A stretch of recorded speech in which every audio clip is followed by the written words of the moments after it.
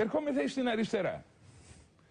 Την αριστερά από οικογενειακή παράδοση την αγαπώ, διότι η οικογένειά μου ήταν αριστερή. Πριν ασπαστούμε την Ένωση Κέντρου του Γεωργίου Παπανδρέου, η οικογένειά μου όλη υπήρξε αριστερή. Λοιπόν, την αριστερά έτσι ένα κρυφό μου μυστικό, δεν θέλω να την πειράζω. Την αγαπώ την αριστερά. Ήταν διωκόμενη η αριστερά. Έτσι ήταν η κρυφή μου αγάπη η αριστερά. Και θα ήμουν αριστερός αν οι ίδιοι αριστεροί δεν είχαν γίνει δεξιοί. Θα σας πω τι εννοώ. Θα σας πω τι εννοώ για να το καταλάβετε. Λοιπόν, αντικομμουνισμό δεν θέλω να κάνω ποτέ. Γιατί σας λέω δεν μου ταιριάζει. Όταν οι παππούδες μου, οι θείοι μου, τα αυτά μου διώχθησαν από τους ταγματασφαλίτες και τους χίτες, θα ήταν τρελό ο εγγονός να κάνει αντικομμουνισμό. Όμως εδώ συμβαίνουν κάποια πράγματα τα οποία πρέπει να δούμε. Υπάρχει κυβέρνηση το 89, Μητσοτάκη, Φλωράκη. Υπάρχουν 80.000 μέλη του ΚΚΕ που πήραν συντάξεις εθνικής αντίστασης από την κυβέρνηση Τζανετάκη, χωρίς να τη δικαιούνται. Πώς? Την πήρανε με πλαστά χαρτιά επιστοποιητικά προέδρων κοινοτήτων. Υπάρχει ο 902, ο οποίος ήρθε προετών, προ 4-5 ετών και μου πήρε συνέντευξη και δεν τη βάλανε. Γιατί είπα ότι έπαιρνε, ξέρω εγώ, 6,5 εκατομμύρια ευρώ το ΚΚΕ το χρόνο και δεν θέλαν να τα ακούσουν. Να ακούσουν τα μέλη του ΚΚΕ, τι λεφτά παίρνει το επίσημο ΚΚΕ από το κράτος, με νόμο βέβαια τα παίρνει, νόμιμα τα παίρνει, αλλά αυτοί το κρύβουν. Για να λένε στον ψηφοφόρο του ΚΚΕ ότι μόνο με το κουπονάκι ζουν. Αλλά προχωράμε πιο πέρα.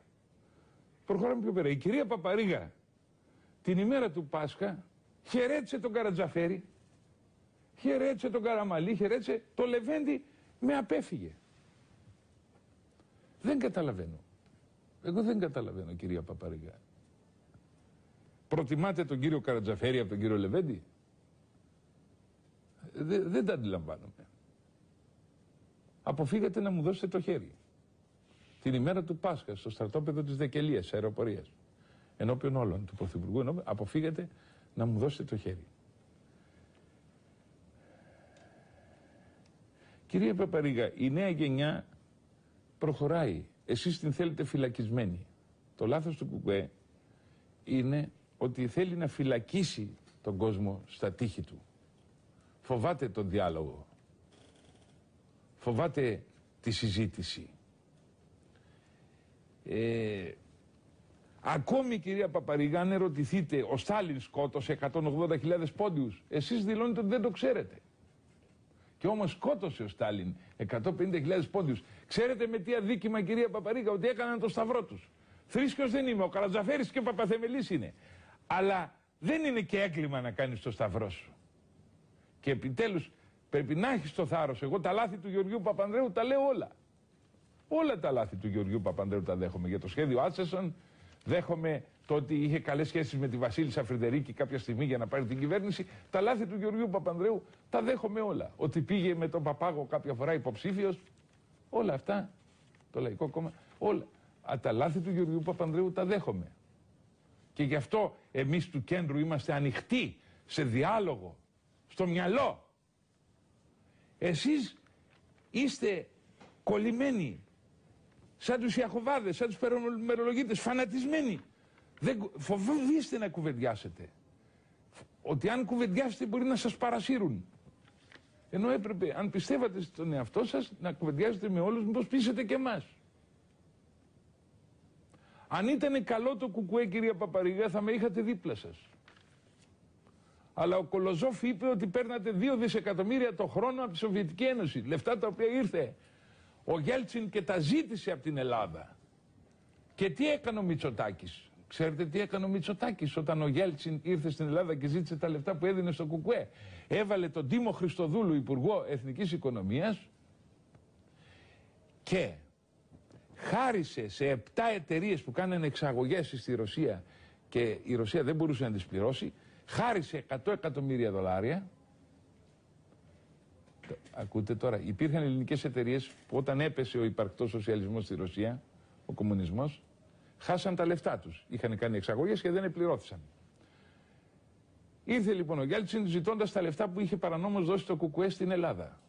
Είχε δώσει στο ΚΚΕ η Ρωσία. Αυτά τα λεφτά ζητούσε ο Γέλτσιν. Ο Μητσοτάκης λοιπόν έκανε, επειδή τα έχει καλά την εποχή εκείνη με το φλωράκι, έκανε τον εξής ελιγμό. Βάζει τον Δήμο Χριστοδούλου και δίνει $100 εκατομμύρια και πληρώνει τις 7 εταιρείες που είχαν κάνει εξαγωγές στη Ρωσία, και έτσι ο Γέλτσιν παραιτήθη από το να κάνει αγωγή κατά του ΚΚΕ.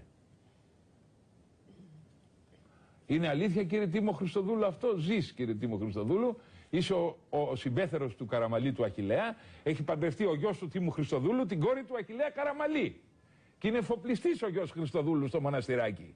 Είναι αλήθεια αυτό που λέω, κύριε Χριστοδούλου, ή όχι? Έδωσε η Ελλάδα $100 εκατομμύρια σε 7 εταιρείες στις οποίες χρώσταγε η Ρωσία για να κλείσει το θέμα με τα λεφτά που είχε δώσει η Σοβιετική Ένωση στο ΚΚΕ. Πλήρωσε δηλαδή το ελληνικό δημόσιο $100 εκατομμύρια τα λεφτά που είχε δώσει η Σοβιετική Ένωση στο ΚΚΕ. Το ακούτε? Ενώ η Ένωση Κεντρών πολιτεύεται χωρίς να έχει πάρει μία δραχμή από το κράτος, €1. Γυρεύουμε με ένα κουπόνι, γυρίζουμε για να κάνουμε τα έξοδα, τα παράβολα, τη στοιχειώδη διαφήμιση που θα κάνουμε και όλα τα έξοδα του εκλογικού αγώνα. Λοιπόν, υπάρχουν, κυρία Παπαρίγα μου, κάποια πράγματα πέραν του ότι η γλώσσα σας είναι ξύλινη, δηλαδή να δώσουμε 1.500 ευρώ στους εργάτες. Γιατί να δώσουμε μόνο, κυρία Παπαρίγα, 1.500, εγώ λέω να δώσουμε 2.000. Κάνετε εσείς ένα εργοστάσιο, κυρία Παπαρίγα, να δίνετε εσείς τα 1.500. Τι την πείραζε την κυρία Παπαρίγα να μιλήσει και ο Λεβέντης στον 902? Γιατί προτιμάει να μιλάει ο Καρατζαφέρης? Ο Καρατζαφέρης μιλάει και στον Αντένα και στο Μέγκα. Προτιμάτε την ακροδεξιά, κυρία Παπαρίγα, από το χώρο του κέντρου? Προτιμάτε από την Ένωση Κεντρών το Λάος, κυρία Παπαρίγα? Εκεί φτάσατε, διότι εκεί φτάσατε.